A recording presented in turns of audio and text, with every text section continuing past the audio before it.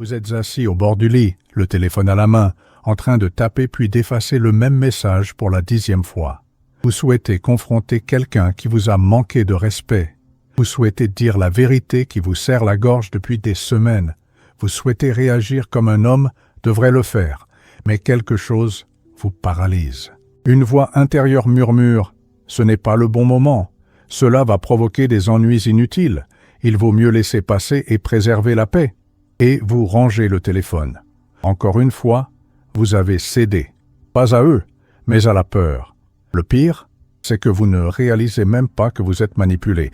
Vous appelez cela prudence, sagesse ou maturité émotionnelle. Mais Sartre a déjà dévoilé la vérité brutale que personne ne veut admettre. Vous êtes manipulé par votre propre lâcheté, et elle n'a pas besoin de crier pour vous contrôler. Elle murmure doucement à votre oreille, et vous obéissez comme un chien dressé, persuadé de prendre des décisions intelligentes. Aujourd'hui, vous comprendrez comment cesser d'être la marionnette de vos propres peurs et enfin devenir l'auteur de votre existence. Si vous avez déjà été cet homme qui avale son orgueil en prétendant faire preuve de diplomatie, écrivez dans les commentaires quel a été le moment le plus douloureux. Et si vous connaissez quelqu'un qui doit cesser de se mentir à lui-même à propos de sa faiblesse, partagez cette vidéo dès maintenant. Il ou elle comprendra plus tard pourquoi vous avez agi ainsi. La lâcheté est une maîtresse de la dissimulation et de la manipulation psychologique. Elle ne se présente pas déguisée en peur évidente, tremblante à votre porte, demandant à entrer. Elle se camoufle en stratégie raffinée, en patience calculée, en maturité émotionnelle. Vous évitez les conversations difficiles en affirmant que c'est pour préserver des relations importantes. Vous reportez des décisions cruciales en les qualifiant de planification stratégique détaillée. Vous restez dans des situations toxiques qui vous détruisent intérieurement en prétendant que c'est de la loyauté, de l'engagement, de la responsabilité. Vous acceptez des irrespects répétés en les nommant tolérance, grandeur d'esprit. Mais observez ce schéma dévastateur qui se répète. À chaque seconde, une décision est prise. Et ce n'est pas vous qui la prenez, c'est la peur. Elle s'est infiltrée dans votre esprit, a organisé votre emploi du temps, a modifié vos paroles avant même qu'elles ne sortent de votre bouche, a limité vos mouvements comme si vous étiez un prisonnier en liberté conditionnelle. Vous êtes devenu un employé à temps plein de votre propre lâcheté, et le salaire que vous recevez est la médiocrité déguisée en paix, le statu quo vendu comme stabilité. La lâcheté ne te permet pas de grandir parce qu'un véritable développement exige toujours un risque réel. Elle ne t'autorise pas à être respecté parce qu'un respect sincère requiert une affirmation claire des limites. Elle ne t'incite pas à être authentique car l'authenticité engendre inévitablement des conflits. Et tu acceptes cette marchandise lâche chaque jour. Tu échanges ta force intérieure contre un confort temporaire. Tu troques ta voix authentique contre un silence sûr et prévisible. Tu substitues ta présence marquante par une invisibilité commode. Le résultat ? Toute une vie modifiée par la peur. Une personnalité entièrement censurée par ta propre faiblesse. Jean-Paul Sartre a élaboré un concept absolument dévastateur pour des hommes comme toi, la mauvaise foi. C'est lorsque tu mens délibérément à toi-même sur ta liberté fondamentale. C'est quand tu fais semblant consciemment de ne pas avoir le choix, alors qu'en réalité tu le fais constamment, à chaque seconde, à chaque respiration. La mauvaise foi est le carburant de luxe de la lâcheté moderne.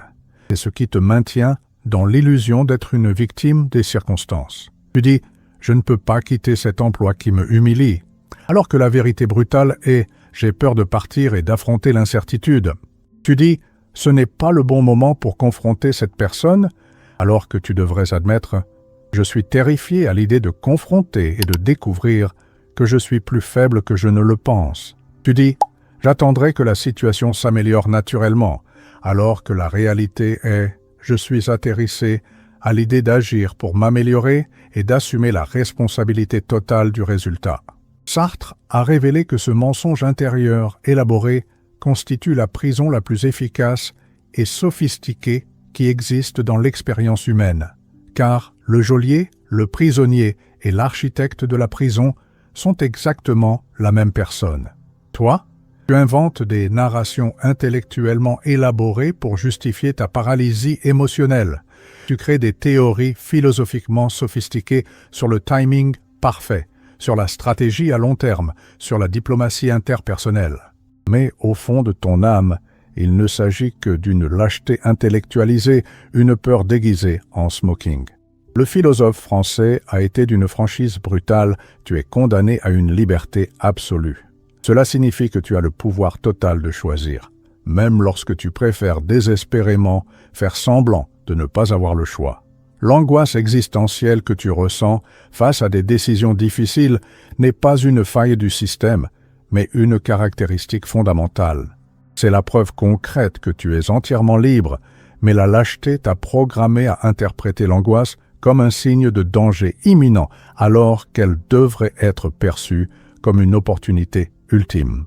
La mauvaise foi transforme systématiquement ta plus grande force en ta plus grande faiblesse, ta capacité absolue à choisir ton propre destin. Je vais te raconter l'histoire de Daniel, ingénieur de 29 ans, en couple depuis 4 ans, une relation qui aurait dû se terminer il y a au moins 2 ans. Sa petite amie le traite comme un paillasson émotionnel depuis si longtemps qu'elle n'a même plus besoin de se cacher. Elle annule leur rendez-vous à la dernière minute pour sortir avec des amis qu'elle considère plus intéressants. Elle flirte ouvertement avec d'autres hommes lors de fêtes, riant lorsqu'il manifeste son inconfort. Elle fait des blagues publiques sur son manque d'initiative en groupe d'amis, l'humiliant socialement de manière systématique. Daniel sait parfaitement qu'il devrait réagir avec dignité. Il sait qu'il devrait imposer des limites claires et intransgressibles. Il sait qu'il devrait, au minimum absolu, avoir une conversation sérieuse et définitive avec elle sur le respect fondamental. Mais chaque fois que son cerveau formule l'intention d'agir, la lâcheté lui souffle immédiatement les mots magiques qui le paralysent. Et si elle rompt avec moi? Et si elle me remplaçait par quelqu'un de mieux? Mieux vaut ne pas risquer de perdre ce que j'ai. Alors Daniel ravale à nouveau son orgueil. Il force un sourire. Il fait semblant que tout va parfaitement bien, et il qualifie cette humiliation quotidienne d'amour mature, de relation stable. 6 mois plus tard, inévitablement, elle l'a trompé avec un collègue de travail. Lorsqu'il l'a découvert et l'a confronté enfin, elle a croisé son regard et a déclaré d'une froideur chirurgicale « Tu ne m'as jamais donné de raison de te respecter. J'ai toujours su que tu ne réagirais pas, peu importe ce que je ferais. » La lâcheté de Daniel n'a pas sauvé la relation comme il l'espérait. Elle l'a complètement détruite, elle ne l'a pas protégée de la douleur comme il le promettait. Elle a fait en sorte que la douleur soit absolument maximale et dévastatrice. Parce que lorsque tu es systématiquement manipulé par ta propre lâcheté, les personnes autour de toi le remarquent immédiatement et commencent à te traiter exactement comme tu te traites toi-même, sans le moindre respect. La lâcheté ne te protège pas du rejet que tu crains tant. Elle te livre sur un plateau, emballé comme un cadeau, directement entre ses mains. Si une partie de cette histoire t'a fait réfléchir à tes propres choix et comportements, marque ce moment précis dans les commentaires. C'est précisément là que la véritable transformation commence à se produire. Et si cela a eu du sens jusqu'ici, laisse un like. Pas pour moi, mais pour vous-même. Comme un contrat d'honnêteté. La question fondamentale n'est pas que vous ressentiez la peur. Tout homme éprouve la peur, et ceux qui prétendent le contraire mentent. La véritable problématique dévastatrice est que vous permettez systématiquement à cette peur de prendre des décisions stratégiques cruciales en votre nom. Lorsqu'il vous arrive d'éviter une conversation difficile mais nécessaire, c'est en réalité la peur qui choisit le moment opportun. Quand vous reportez indéfiniment un changement dont vous savez qu'il est indispensable, c'est encore la peur qui établit votre calendrier de vie. Quand vous acceptez passivement des situations qui vous rabaissent en tant qu'homme, c'est la peur qui négocie les termes de votre existence. Vous êtes littéralement devenu le sous-traitant de votre propre vie. La peur est désormais votre PDG invisible, et vous n'êtes qu'un stagiaire docile de votre propre existence. Elle définit en secret vos horaires, choisit vos relations, fixe vos limites artificielles, détermine l'ampleur de vos ambitions. Vous exécutez simplement ses ordres en croyant naïvement que vous prenez ainsi des décisions stratégiques conscientes. Mais une stratégie sans véritable courage n'est qu'une procrastination sophistiquée, une paralysie intellectuelle. La lâcheté façonne votre personnalité de manière imperceptible, mais systématique. Peu à peu, vous cessez de dire ce que vous pensez réellement pour éviter de petits conflits. Vous cessez de poursuivre activement ce que vous désirez sincèrement afin d'éviter d'éventuels échecs. Vous refusez d'être authentiquement vous-même pour éviter le rejet social. Et, à l'issue de ce processus dégénératif, vous devenez une version totalement diluée de vous-même. Une personnalité entièrement modifiée par la peur. Un homme qui n'existe que dans les intervalles sécurisés entre les choses qu'il redoute de faire. Vos relations deviennent des zones de confort stagnantes où personne ne grandit ni n'évolue. Votre travail se mue en une prison dorée où personne ne vous défie ni ne reconnaît votre potentiel. Toute votre vie se réduit à une routine prévisible où rien de vraiment significatif ne survient. Et vous appelez désespérément cela stabilité, maturité, succès. Maintenant, je vais vous montrer précisément ce qui se produit lorsqu'un homme décide consciemment d'affronter sa propre lâcheté. Roberto, 32 ans, comptable dans une entreprise familiale de taille moyenne. Il travaillait depuis 3 ans dans un environnement où il était constamment méprisé par son supérieur, un homme de 10 ans son aîné, qui utilisait l'humiliation comme outil de contrôle. Blagues humiliantes lors de réunions importantes devant des clients, une surcharge systématique de travail avec des délais impossibles, des promesses répétées de promotion et d'augmentation qui ne se concrétisaient jamais. Roberto a toujours tout supporté en silence, souriant de force, en relativisant comme si c'était une vertu chrétienne, jusqu'au jour précis où il s'est regardé dans le miroir et a enfin perçu la vérité. Il n'était ni diplomate ni stratège, il n'était simplement qu'un lâche. Le lendemain, il a demandé une réunion privée avec son supérieur, sans crier, sans dramatiser, mais avec une froideur absolument imperturbable. Il a dit mot pour mot: « Ou vous changez totalement votre manière de me traiter, ou je quitte cette entreprise.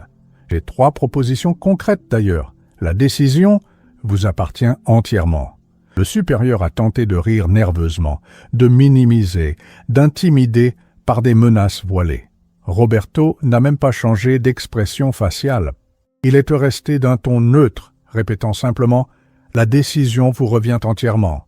En exactement 2 semaines, Roberto a obtenu une augmentation de 40% et une position de respect sincère dans l'entreprise, non pas parce que le patron est devenu magiquement une meilleure personne, mais parce que Roberto a définitivement cessé d'être manipulé par sa propre lâcheté systématique. La différence fondamentale entre Daniel et Roberto n'a pas été l'absence de peur. C'est la disposition consciente à agir stratégiquement malgré la peur paralysante.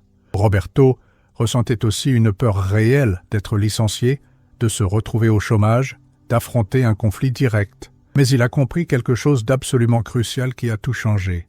La peur que vous évitez consciemment aujourd'hui se transforme inévitablement en regret qui vous consume demain.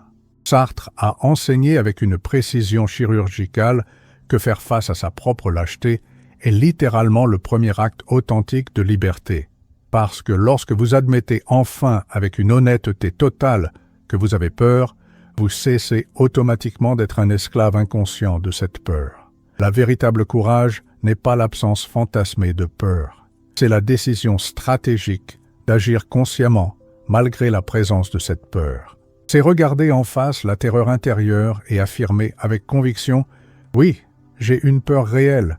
Oui, cela peut tout faire échouer, mais je ne laisserai pas la peur décider du cours de ma vie. » L'homme véritablement libre, selon la philosophie sartrienne, est celui qui assume une responsabilité totale et inconditionnelle de ses choix, y compris le choix courageux de reconnaître qu'il a peur, en intégrant le choix stratégique d'agir malgré la peur paralysante.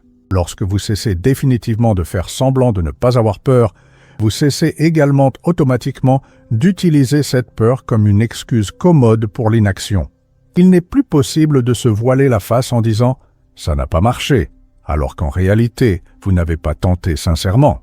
Il n'est plus envisageable de se convaincre en affirmant « je n'avais pas le choix », alors que, consciemment, vous avez choisi de ne pas choisir. À partir du moment précis où vous regardez la peur en face et déclarez avec autorité « Je te vois parfaitement, mais tu ne contrôles plus rien ici », tout change radicalement dans votre existence.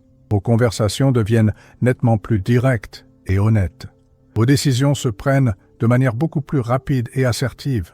Vos relations deviennent profondément plus authentiques et respectueuses parce que vous arrêtez enfin de négocier avec le terroriste intérieur.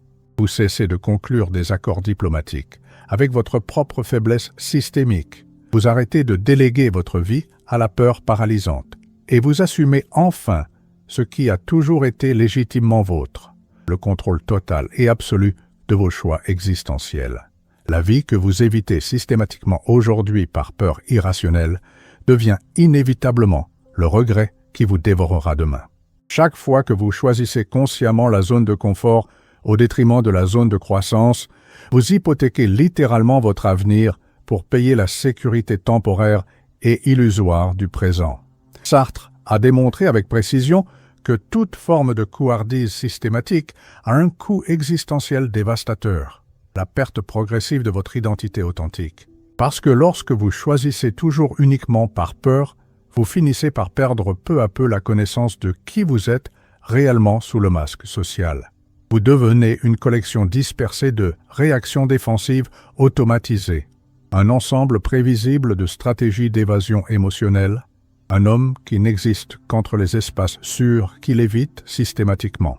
Vos relations deviennent inévitablement superficielles, car vous avez développé une peur chronique de l'intimité véritable et de la vulnérabilité. Votre travail reste constamment médiocre, car vous avez cultivé cette peur paralysante de vous distinguer et d'assumer des responsabilités plus grandes. Vos ambitions deviennent artificiellement modestes, car vous nourrissez une peur irrationnelle d'échouer de façon spectaculaire et publique.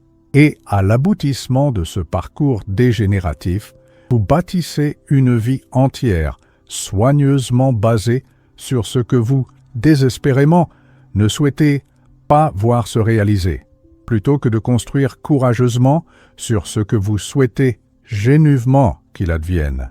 Le résultat final est une existence entièrement défensive, perpétuellement réactive, systématiquement diminuée. Une vie entière, éditée par la peur. Et lorsque, inévitablement, vous atteindrez les 50 ou 60 ans, vous regarderez en arrière avec horreur et prendrez conscience. Vous avez vécu intégralement la vie que la peur a choisie pour vous, pas celle que vous avez consciemment sélectionnée. Vous réaliserez que vous avez été la marionnette de votre propre lâcheté durant des décennies entières. Maintenant, dites-moi en toute honnêteté, allez-vous continuer à être un employé obéissant de votre propre lâcheté ou avez-vous déjà compris de manière définitive qu'il est temps de licencier la peur de vos fonctions exécutives vitales? Écrivez ici, dans les commentaires, précisément ces mots. Je licencie la peur. C'est votre contrat officiel pour la liberté existentielle. Et si vous souhaitez continuer à recevoir des vérités qui vous sortiront systématiquement de votre zone de confort mental, abonnez-vous dès maintenant à la chaîne. Ici, l'auto-tromperie sophistiquée ne survit même pas une seconde, car Sartre a déjà révélé la vérité ultime qui libère. La véritable liberté commence au moment précis où vous acceptez que la peur existe concrètement, mais qu'elle n'a plus jamais le pouvoir de vous dominer. La peur peut même être présente dans votre système nerveux. Mais c'est vous qui prenez les décisions stratégiques. Ça a toujours été vous, et ce sera toujours vous.